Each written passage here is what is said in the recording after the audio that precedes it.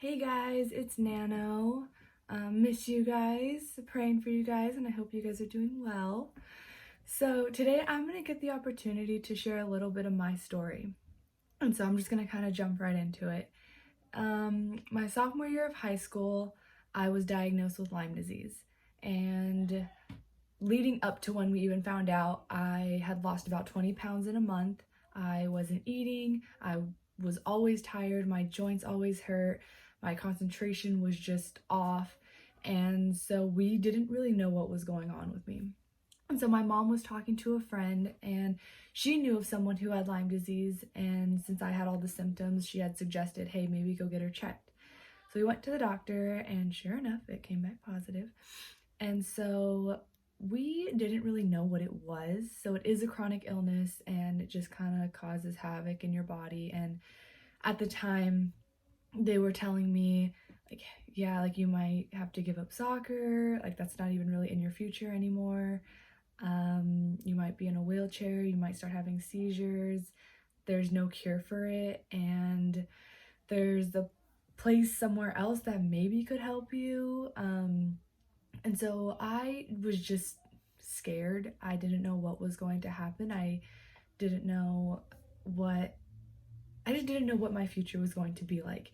And so the next day I was going to a high school church camp, and one of the Bible verses that was being talked about was Joshua 1:9, which says, "Have I not commanded you, be strong and of good courage, do not be afraid nor dismayed, for the Lord your God is with you wherever you go."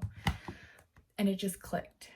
And I was like, man, God, like, you got this. And so kind of just like a little flashback of even like before the Lyme disease, when I was 9 years old, I had a brain tumor.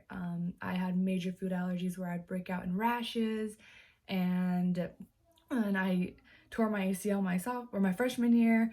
And so I was just like, man, God, like you've already brought me through all of this.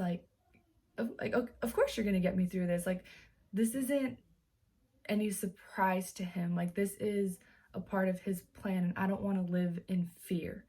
And so I text my mom and I was like, Joshua 1:9, like God's got this. And so when I got back, we started to kind of figure out what was next and what treatments to do. And so slowly but surely I started gaining the weight back because I started getting my appetite back.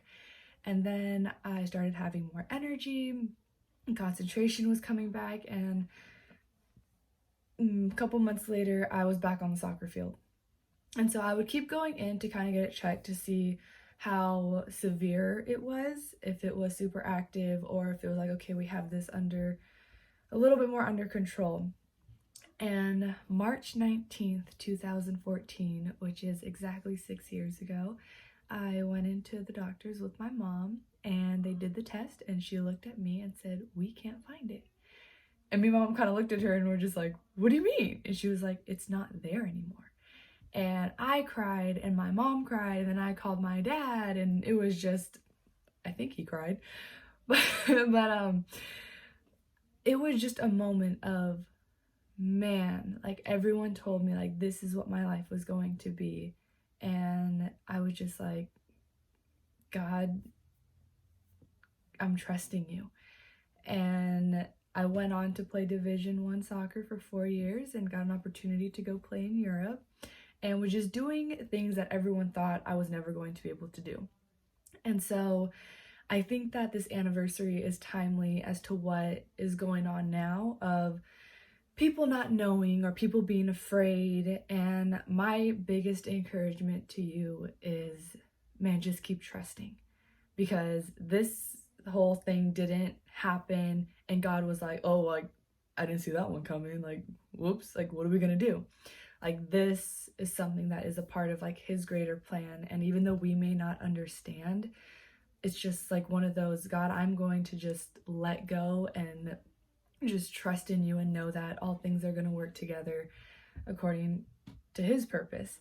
And so I know that there may be a lot of questions and a lot of confusion, but my biggest encouragement to you guys is to just keep getting in your word, keep seeking him, keep just talking to him and getting to learn more about him, but keep trusting him, because I think that it's really the only thing we kind of can do right now, because I don't know what's going to happen, but I know that in the end, like, this is all going to work out according to God's purpose. And so I love you guys. Like I said, I'm praying for you guys. If you guys have any questions or prayer requests, feel free to reach out. But yes, wash your hands, eat your vegetables, and find a new hobby. Try something new.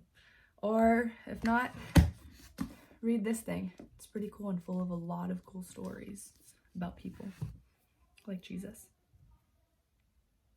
But anyway, I will talk to you guys and hopefully see you guys soon.